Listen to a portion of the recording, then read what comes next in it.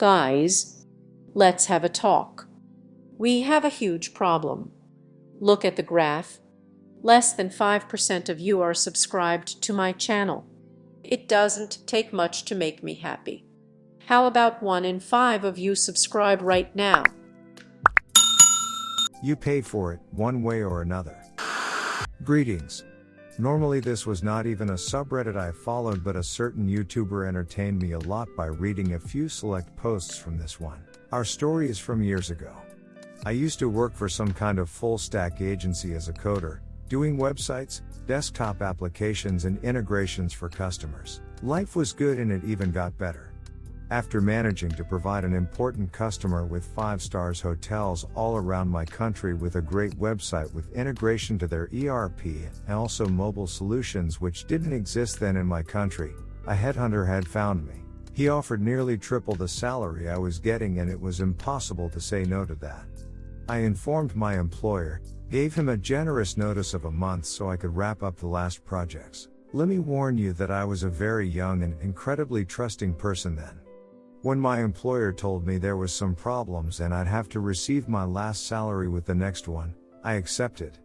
Last day of my job, when he asked me to sign the paper that declares I had nothing indebted to me by that company, I signed it. I was a moron. I was young. They never paid, of course.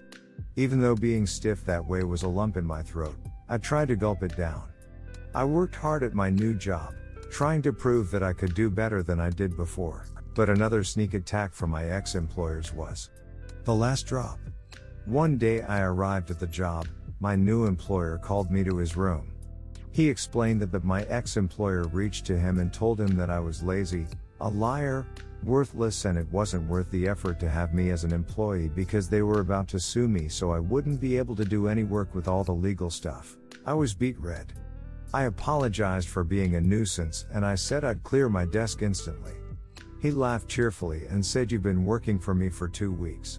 You completed 2 high-quality websites and half of a desktop app. I'll cut my own throat before I fire you." Still, I was so shaken that he had to give permission to me to leave early. It was Friday anyway. I went home and cried. Not because of sorrow, but rage. I couldn't touch them. I just couldn't. I couldn't? That's the day I fired up Google and typed how to hack for the first time in my life. The first response was a forum in my native language. I started reading and gosh, I had a lot to read. Coding and hacking are, even though they share the same expertise, vary so much when it comes to details. I confess, it was then impossible for me to think like them, but thankfully the forum crawled with helpful technical tutorials telling me hows and whys of every exploit I could use. As I said, I was young and a moron. Back then I had my own mini admin framework that I used in every website I made, and I just realized there was a crucial mistake I made in calls to create new records, users, pages, news items, galleries, everything. I wasn't checking the authorization at all. It would nearing impossible for a hacker to use this because he wouldn't know or get exposed to the exact call, but I knew it. It was about 6 a.m. when I finished reading. I used public transportation to go to the other end of the city. I found an internet cafe where the young attendant didn't care about IDs and which didn't have any security cameras.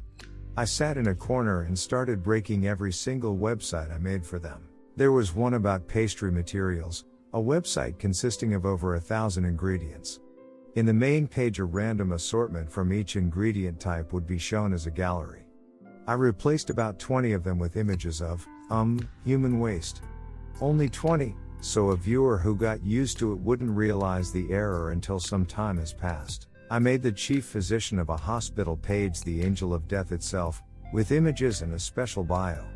People don't look into physician bio pages, so I was sure it wouldn't be found out for long. I made an announcement in ultra-nationalist Party A's website that their number one enemy would be giving a speech.